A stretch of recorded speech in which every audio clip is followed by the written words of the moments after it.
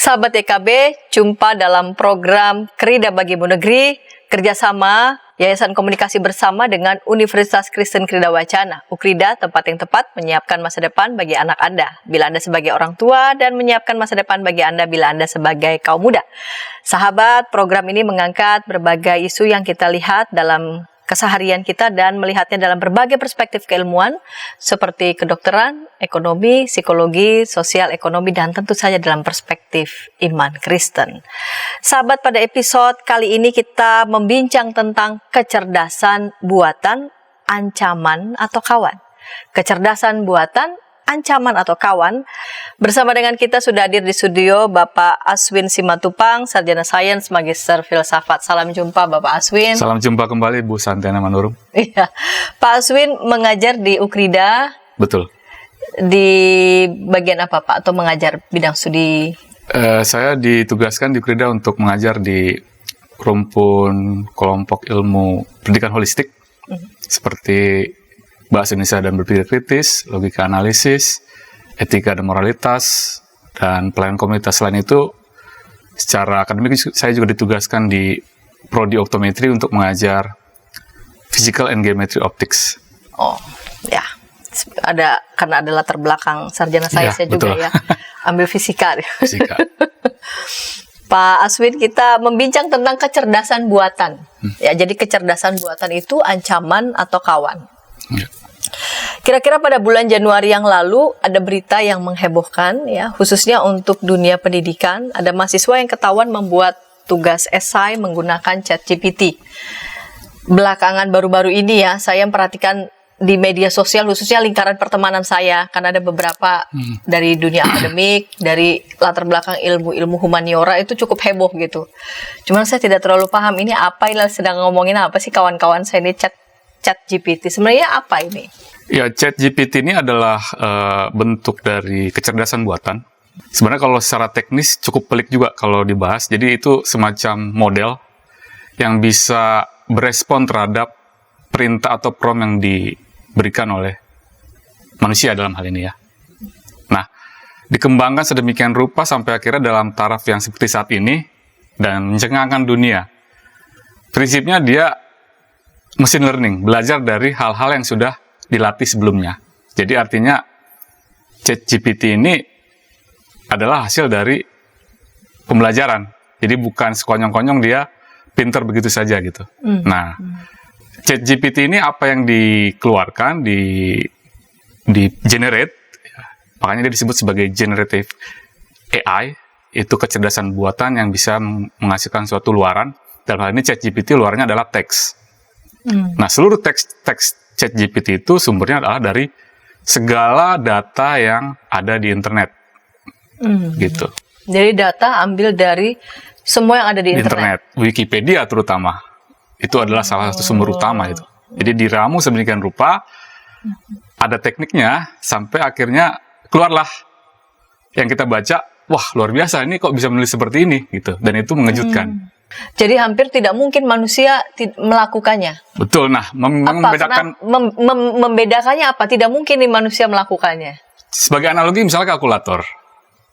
Kalkulator itu bisa menghitung lebih cepat daripada manusia, kan? Iya. Nah, ChatGPT juga seperti itu. Dia bisa meringkas semua bahan-bahan teks di internet dan mengeluarkannya dengan se-efisien dan efektif mungkin. Begitu. Dan kenapa bisa begitu? Ya tadi, ada yang namanya modeling berdasarkan mekanisme statistik.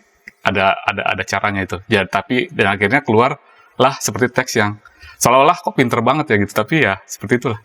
Seolah kok pinter banget tuh apa? Karena manusia tidak bisa secepat itu untuk menulis ketika ada suatu isu. Nah, itu bedanya. Kita disuruhkan misalnya isu, tulis tentang misalnya perubahan iklim. Wah, kita kan harus lihat sana, lihat sini, search sana, search sini, baca ini, baca itu. Dan itu bisa selesai mungkin tidak cukup sehari. Tapi ChatGPT dengan perintah, prompt yang kita buat, misalnya buatlah tulisan tentang perubahan iklim dalam satu paragraf. Dalam itu kan mungkin 1 menit kurang, dia keluar dan ya itu. Yang luar biasanya dia koheren. Alur menulisnya begitu bagus. Saya mengajar bahasa Indonesia ke mahasiswa. untuk membuat tulisan saja bisa berantakan gitu ya. Logika alur penulisnya bisa kacau. Nah, ini ChatGPT. Menulis tuh gak gampang. Nah, itu dia. Itulah ChatGPT. Jadi sumber informasi referensinya cepat dan diuraikan juga dengan sempurna. Iya. Dan ini yang penting-penting, dengan cepat. Iya, cepat.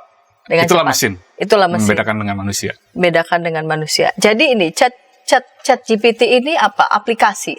Iya, dia aplikasi berbasis web yang dikembangkan oleh OpenAI. Ya, jadi itu ada di web dan juga ada apps-apps. Kalau kita lihat saya coba di Play Store itu ada beberapa apps berbasis ChatGPT. Jadi dia tuh sistemnya API. Jadi bisa kalau tahu tekniknya bisa dikonekkan dengan bentuk lain atau dimodifikasi sedemikian rupa untuk jadi versi sendiri. Tapi jeroannya itu ChatGPT. Ini dikembangkan oleh OpenAI. Iya. Itu lembaga riset tentang kecerdasan buatan AI. Sejak tahun 2015 mereka begitu giat meneliti dan mempublish. Terus Bill Gates, Microsoft tertarik untuk invest miliaran dolar. Miliaran dolar? Iya. Dan sekarang kalau kita buka Bing itu udah ada ChatGPT. Mengutilisasi. Apa itu dijual bebas atau bagaimana itu? Apa nih? Apa maksudnya aplikasi ini bisa diakses? Masih open source. Open source. Nah, kemungkinan ada diskusi menarik. Sampai mahasiswa itu bisa pakai gitu. Bisa dibuka di web OpenAI. Udah berdasarkan web dan gampang diakses. Jadi tinggal kasih perintah buat tulisan tentang ini dan itu keluar dia. Dan tidak harus berbayar. Tidak. Waduh. Ada pendapat kemungkinan ini ada semacam kayak bakar duit. Ya, orang hype dulu. Ya, iya. Dan pada titik tertentu baru kayak freemium lah. Free dulu baru premium. Dikasih dulu kemudahan yang lain, yo gitu ya. Aplikasi tools di internet tuh begitu. Saya pikir masuk akal juga, bisa jadi begitu. Iya. Secara teknis ya model seperti ini nih pernah nggak adakah semacam tiruannya atau apa sebelum-sebelumnya? Bukan tiruan tapi semacam model yang mirip begitu. Ya kalau kita lihat misalnya chatbot ya. Ini kan ChatGPT ini adalah semacam chatbot. Jadi bot itu robot mesin yang bisa merespon pertanyaan. Biasanya kalau ini ke customer service, bertanya sesuatu udah ada pilihan tuh. Pilih pertanyaan A, kita ketuk, kita klik, muncul jawaban. Jadi tidak ada interaksi. Bedanya dengan ChatGPT, kita ngasih prompt ketik. Kalau versi sebelumnya tidak, sudah ada list pertanyaan dan dia akan merespon. Sebenarnya secara prinsip seperti itu, chatbot. Bot yang bisa ngobrol. Nah, dengan kehadiran ChatGPT ini, kalau saya mengingat gitu ya, bagaimana kehebohan kawan-kawan saya begitu ulang-ulang ChatGPT, saya ngomong apa gitu ya.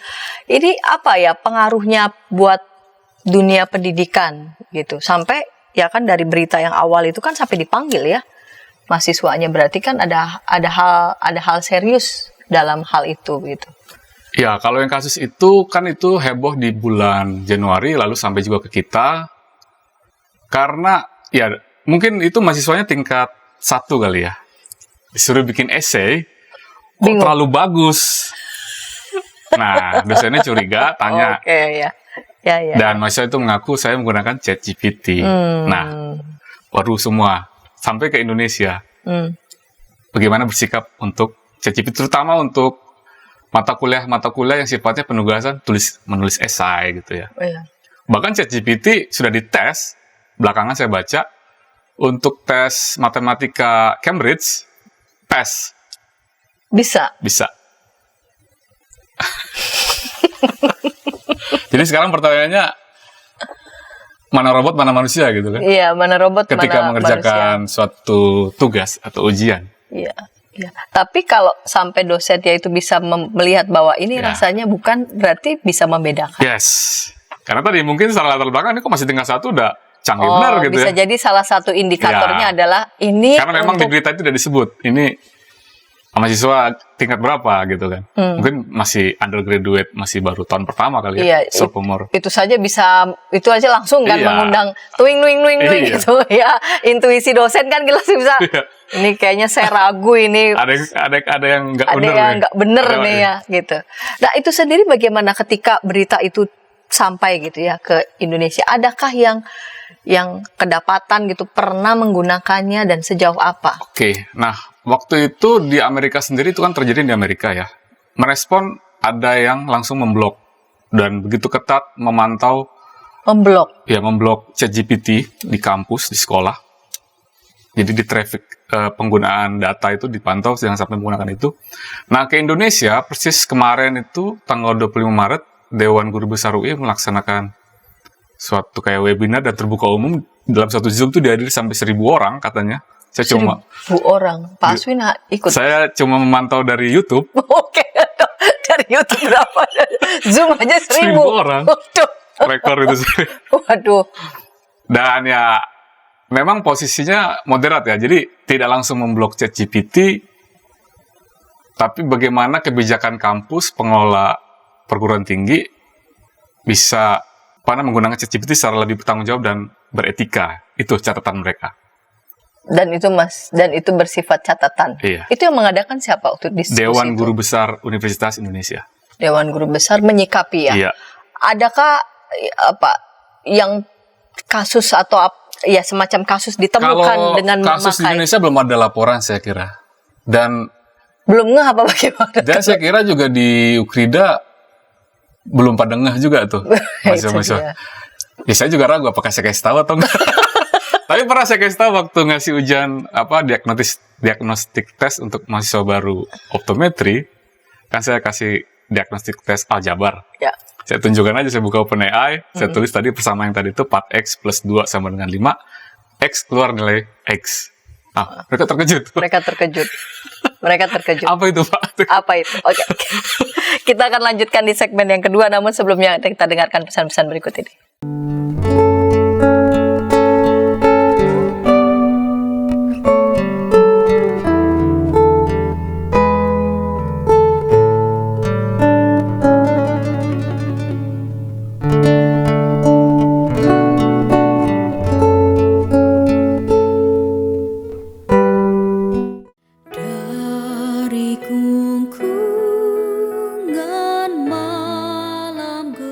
Nyanyikanlah nyanyian baru.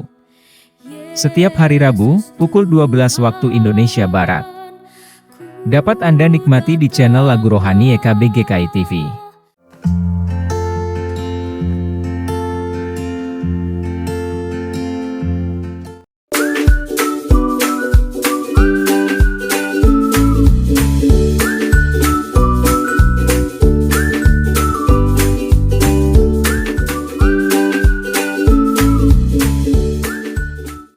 Sahabat, mari dukung pelayanan dan pekabaran Injil melalui YKB dengan membagikan link acara ini kepada sebanyak mungkin orang. Dukungan juga dapat saudara lakukan dengan mentransfer dukungan finansial ke rekening BCA ke nomor 450 305 2990 450 305 2990 atas nama Yayasan Komunikasi Bersama.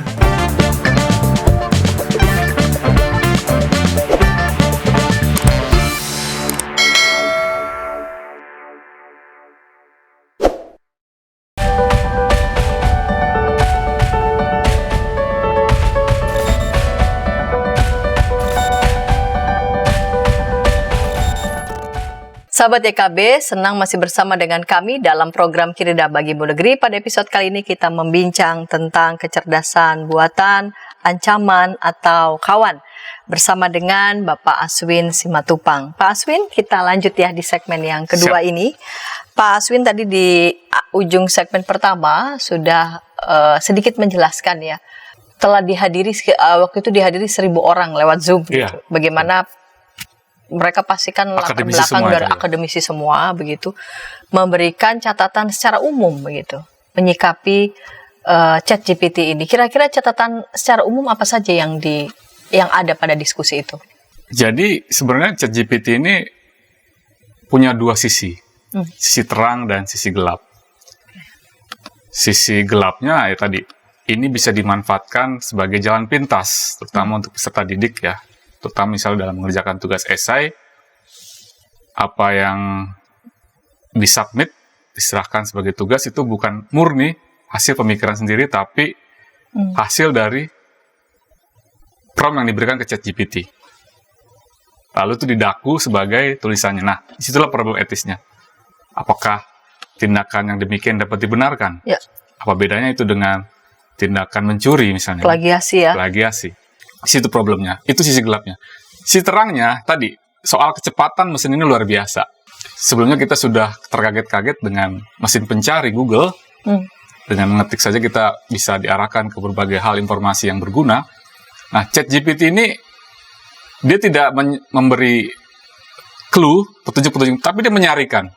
Memberi hasil-hasil terbaik dari sumber yang bisa akses, lalu disodorkan, disajikan ke kita. Dan dari sumber yang terbaik. Iya. Nah, makanya itu cara kerja mesin didesain sedemikian rupa untuk bisa mencari se-efisien mungkin, dapat yang bagus, dan sesingkat mungkin. Tetapi, ada bacaan yang saya baca menarik dari The New Yorker. Si penulis Ted Chiang menyatakan bahwa dia menganalogikan apa yang disodorkan ChatGPT ini itu seperti foto yang kita kirim lewat WhatsApp. Oh iya. Ya, foto itu yang kita kirim lewat WhatsApp, kita ambil dari kamera DSLR, itu pasti akan terkompresi. Resolusinya diturunkan. Dan itu tidak sebagus foto asli, karena kalau kita perbesar, dia akan pecah. Pecah, betul. Artinya, ya kualitasnya tidak terlalu reliable sebenarnya. Kualitas Informasi yang diberikan oleh ChatGPT. Artinya apa itu? Artinya ya kita informasi. perlu verified, perlu daya kritis juga untuk bisa menilai benar nggak nih. Itu kan mesin bekerja untuk cari hal yang seefisien mungkin. Nah, kalau kita kan bisa menimbang efisiennya benar nggak tuh. Ambil yang ini, ambil yang itu, kita bisa menilai mana yang tepat, mana yang tidak kan. Kalau mesin kan tidak. Jadi soal penilaian tuh datangnya dari manusia. Tetap dari manusia. ChatGPT tidak bisa menilai, ini kayaknya lebih pas, yang ini tidak. Dia cuma sekedar mengolah semua informasi itu secara statistik. Disajikan begitu saja. Sodorkan. Dan ada bias di situ. Yang menarik, ada diskusi juga di YouTube itu. Jadi ini bias kulit putih misalnya. Informasi ChatGPT berbahasa Inggris gitu kan. Bias kepentingan politik tertentu gitu kan. Dan itu mungkin karena modelnya bisa diulik, bisa utak-atik. Kan ini model dibuat, kasih input, keluar output. Nah, di situ trikinya. ChatGPT, bias. Bahkan orang seperti Bill Gates mengatakan, dan seperti tadi penulis The New Yorker yang saya bilang, itu halusinasi aja itu apa yang disampaikan ChatGPT. Itu ya? Iya, kasar, cukup keras bilang halusinasi. Oh iya. Ya, jadi ya saya pikir ya itu juga bisa membuat kita jangan terlalu terkejut-kejut juga gitu, terlalu melebih-lebihkan ChatGPT. Jadi punya pandangan lebih berimbang lah gitu ya. Dia teknologi oke, bagus, tapi juga skeptis. Nah, itu dia. Sejauh mana ya teknologi dalam hal ini ChatGPT dan juga itu kan perkembangan dari AI ya. Yang di sini sudah ada antar mukanya. Interface. Jadi dia di web ada kolom. Nah, kita ketik prompt-nya. Gitu. Buat resep bikin batagor. Keluar. Di situ mekanismenya. Oke. Sejauh mana itu kita memang manfaatkan dan sejauh mana kita mesti bisa pertimbangkan ya, karena ada hal-hal pertimbangan etis yang harus kita perhatikan. Apalagi bicara soal regulasi ya, biasanya kalau udah menyangkut soal teknologi seperti itu, saya perhatikan regulasi itu datangnya belakangan begitu. Jauh, kita mau udah kemana, teknologi udah kemana, regulasi kita cari-cari nggak ada gitu.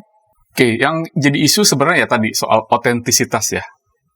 Kalau dalam lingkungan pendidikan tinggi, apakah itu asli karya itu? Karena kan plagiarisme itu adalah haram hukumnya kan. Iya, betul. Tinggi kan, karena keras itu hukumnya. Haram hukumnya itu kan. Jadi, tapi dari yang tadi Ibu singgung di awal soal kasus itu yang mahasiswa mengaku menulis dengan ChatGPT, justru dosennya itu malah tidak melarang membuka.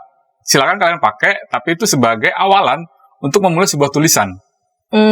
Lalu nilailah apa yang keluar dari ChatGPT itu reliable atau tidak. Nah, ini menarik.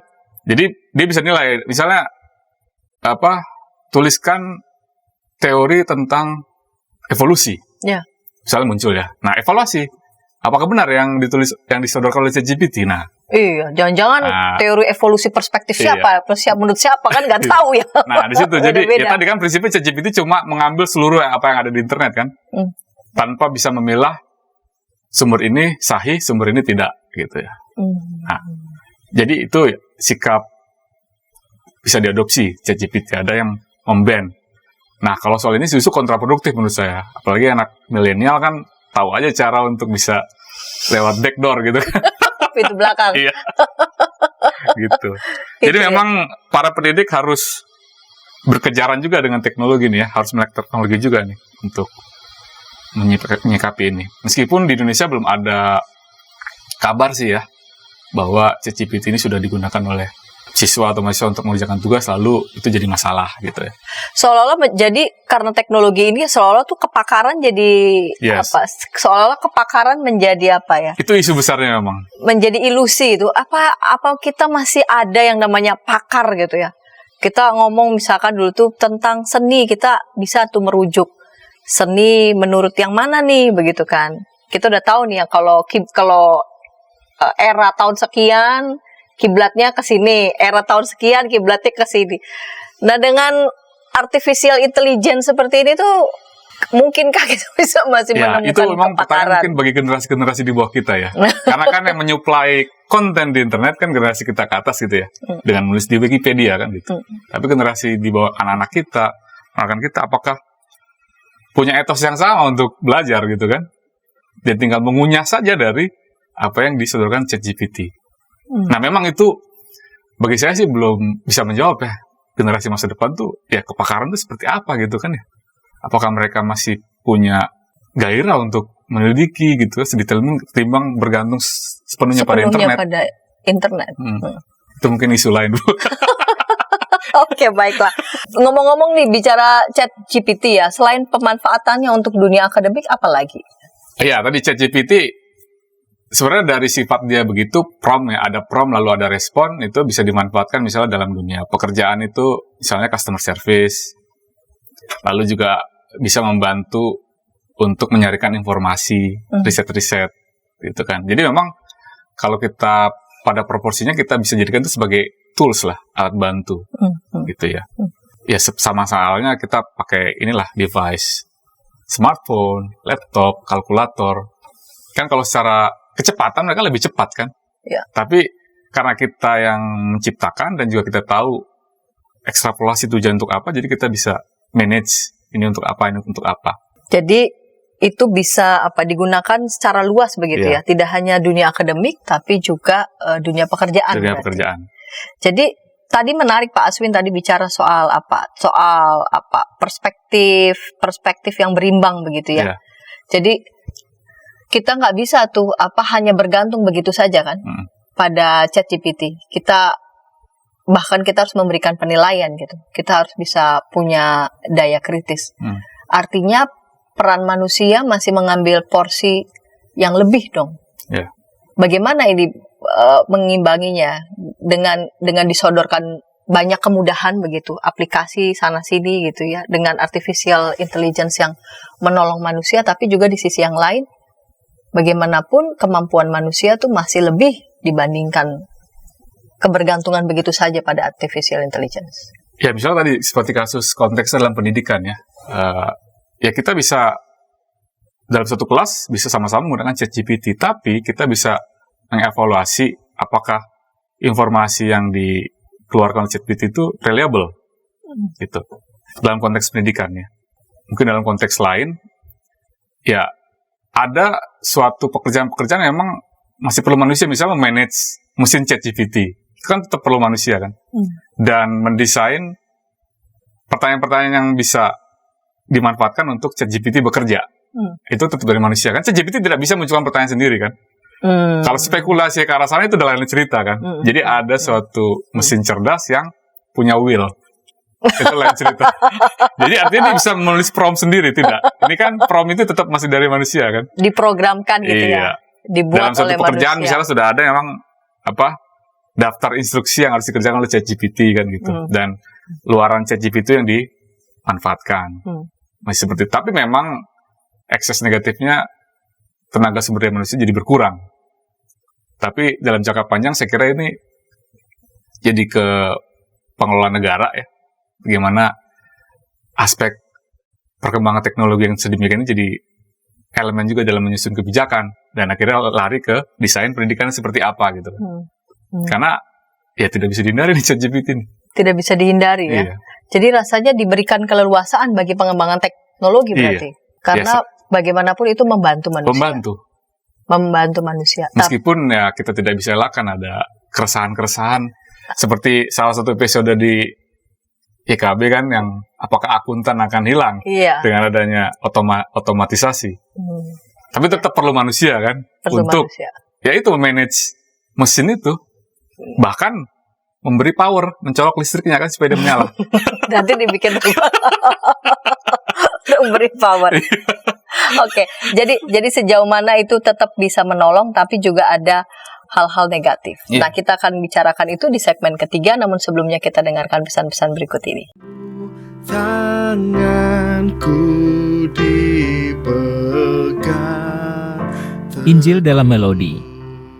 Setiap hari Kamis, pukul 12 waktu Indonesia Barat. Dapat Anda nikmati di channel Bedah Lagu YKB GKI TV.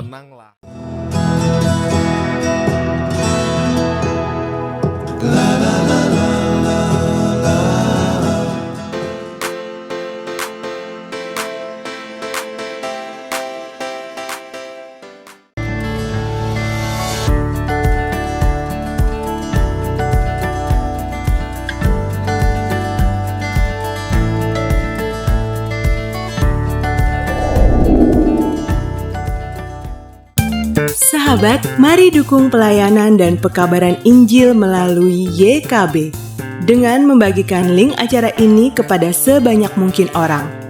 Dukungan juga dapat saudara lakukan dengan mentransfer dukungan finansial ke rekening BCA ke nomor 450 305 2990 450 305 2990 atas nama Yayasan Komunikasi Bersama.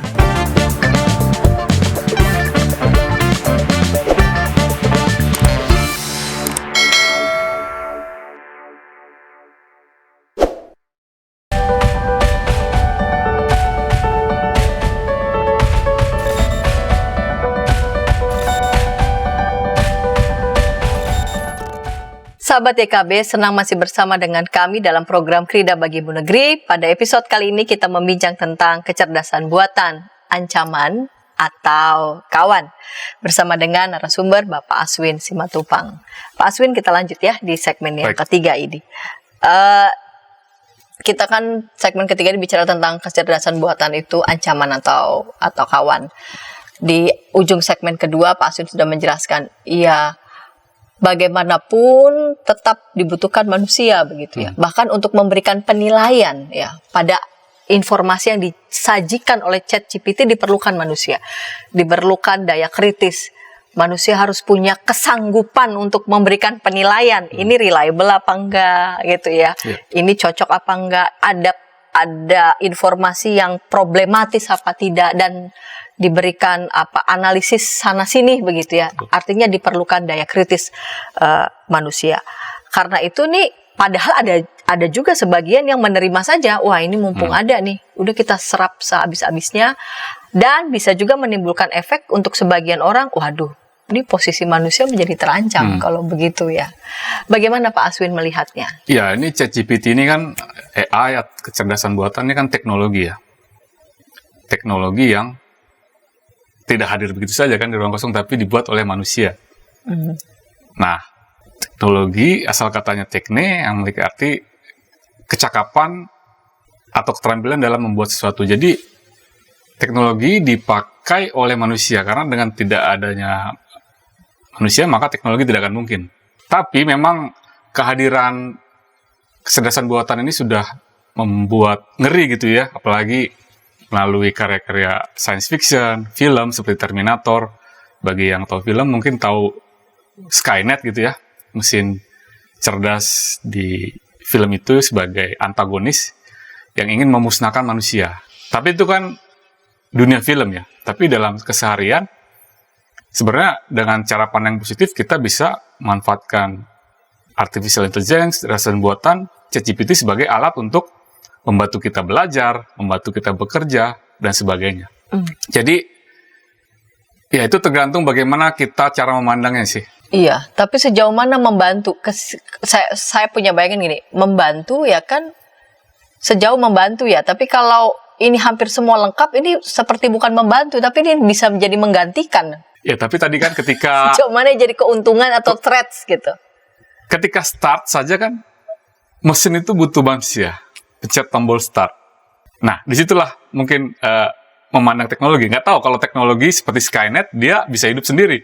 Itu kan urusan lain. Tapi saya sih berkeyakinan sampai saat ini, mesin saja untuk hidup masih perlu manusia gitu ya.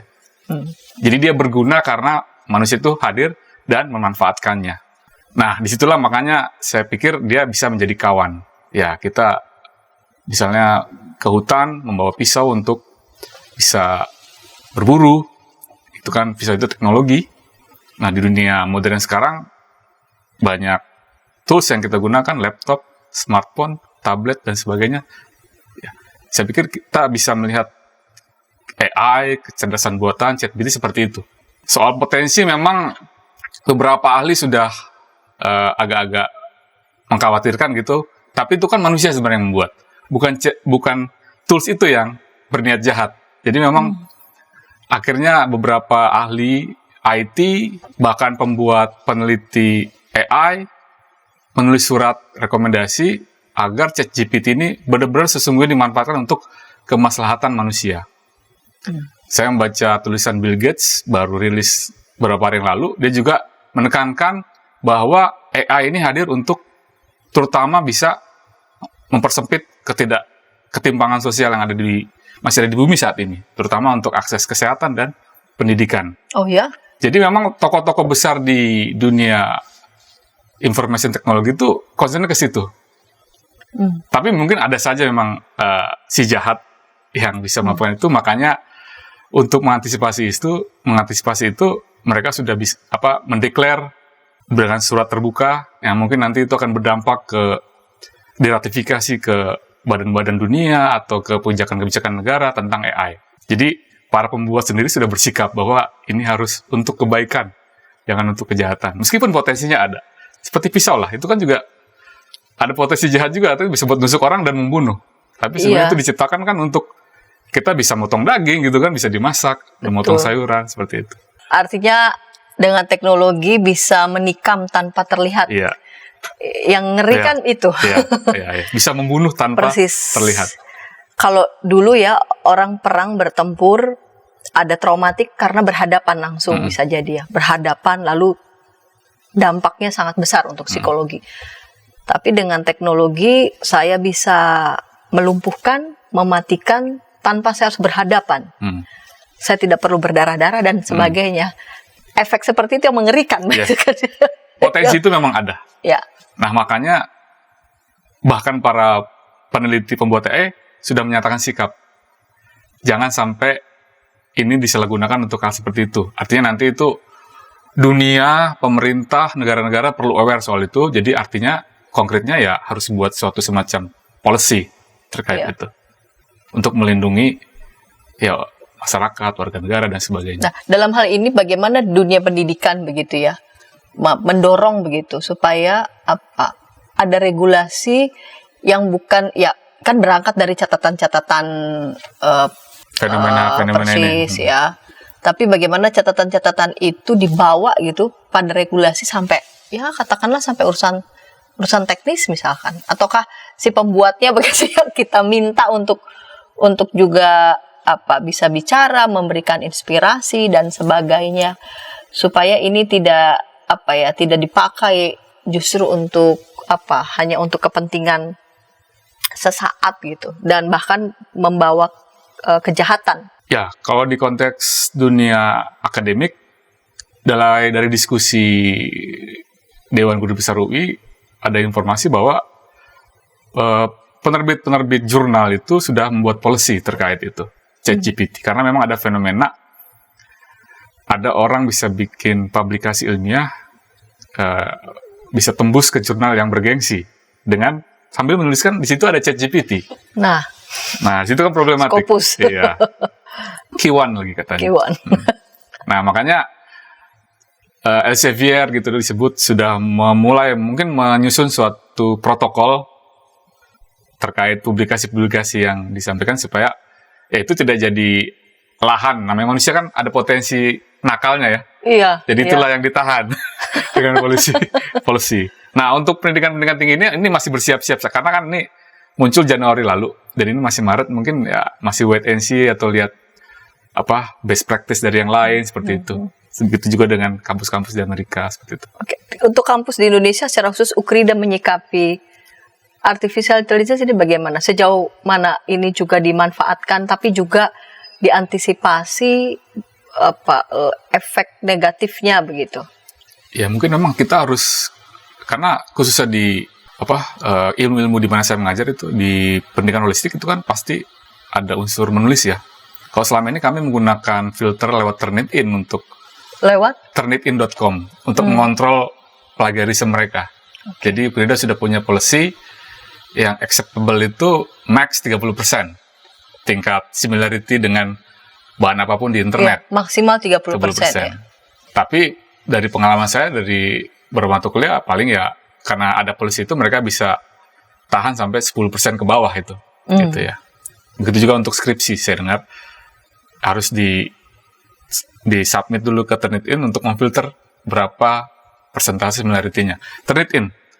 Nah, Turnitin ini salah satu yang juga berespon terhadap karya ChatGPT dan mereka sudah meningkatkan fitur mereka. AI melawan AI. Itu AI untuk menghadang. Ya, menghadang. Oke. AI dengan AI ya. Ya. Saya pikir karena itu muncul sesudah persis ya. Oke. Pasca hebohnya ChatGPT itu di Januari itu. Saya pikir emang saya introdusir ChatGPT ke mahasiswa saya untuk mengerjakan soal matematika gitu ya. Nggak masalah. Saya tekankan, ya mesin bisa mengerjakan, masa Anda tidak bisa mengerjakan kan memalukan ya. Nah, itu resikonya. Jangan sampai manusia ini malah kepakaran tadi seperti Ibu bilang, jadi berkurang. Dia tidak bisa mengerjakan soal matematika sederhana gitu. Dia tahu ChatGPT, ketik, selesai. Nah, itu harus terus ditekankan ke mahasiswa supaya jangan berpikir sempit, pendek gitu ya. Ancaman lain mungkin ketika membiarkan begitu saja teknologi, maka eksistensi manusia bisa hilang gitu ya. Ya itu seperti yang di Apokalips di film Skynet gitu ya. Tiba-tiba mereka sungguh powerful, bisa punya senjata, manusia jadi terjajah gitu ya. Tapi itu kan masih science fiction ya. Bahkan seorang Bill Gates pun bagi dia itu tidak akan seperti itu kok AI ini. Bagi dia AI itu untuk keberlangsungan manusia di bumi supaya kesenjangan-kesenjangan ini bisa dikurangi gitu ya. Memang tergantung orang sih. Tergantung orang. Iya. Ya. Tapi ya lagi-lagi kan tergantung orang. Ya siapa orang kalau tidak ada policy yang menghadang gitu ya. Tetap harus dikurung juga dengan kebijakan. Persis. Ya ibaratnya sebaik-baiknya orang, semalaikat-malaikatnya orang ya tetap Pasti kita harus dengan perangkat ada tanduknya kan? Ya, betul. Perangkat hukum. Karena ada potensi-potensi dari manusia yang mesti harus bisa diawasi begitu ya, diantisipasi begitu. Dihadang dan sebagainya.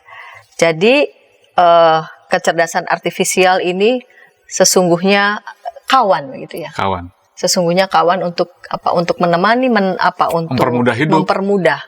Lebih produktif. Lebih produktif. Ya. Kayak misalnya kita butuh riset tentang suatu informasi kan tinggal tanya ChatGPT dan itu bisa kita utilisasi untuk pekerjaan kita kan, misalnya menulis sesuatu kan gitu.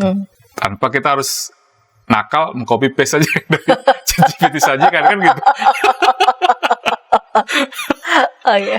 Baik Pak Asun, kita tiba di penghujung segmen yang ketiga ini. Boleh silakan memberikan resume kepada para sahabat. Mari silakan. Ya, saya kira kita perlu memandang wajar-wajar saja akan ChatGPT ini ya, karena saat ini sedang hype, heboh.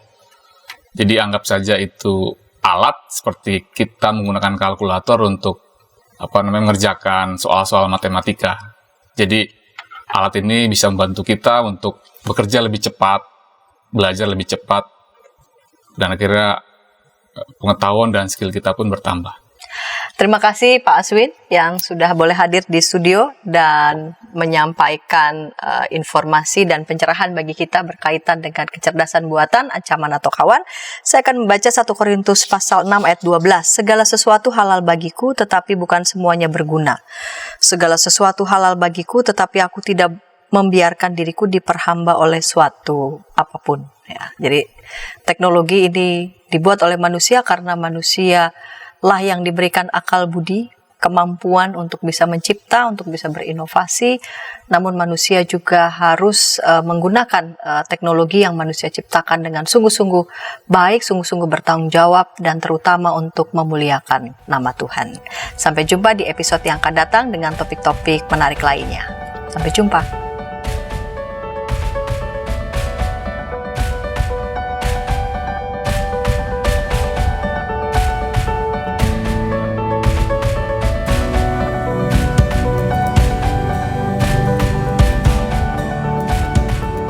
Sahabat, mari dukung pelayanan dan pekabaran Injil melalui YKB dengan membagikan link acara ini kepada sebanyak mungkin orang. Dukungan juga dapat saudara lakukan dengan mentransfer dukungan finansial ke rekening BCA ke nomor 450 305 2990 450 305 2990 atas nama Yayasan Komunikasi Bersama.